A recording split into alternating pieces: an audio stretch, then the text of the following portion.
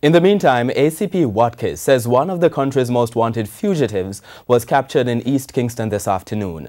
The suspect was arrested during an operation in McIntyre Villa. ACP Watkis said increased police operations in the conflict zone led to the capture of the fugitive.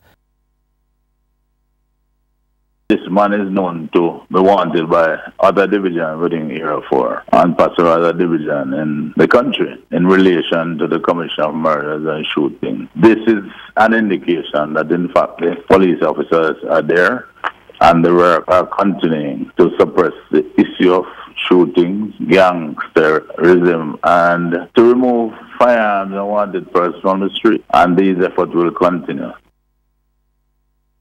The suspect was being sought in connection with multiple shootings and murders in the corporate area.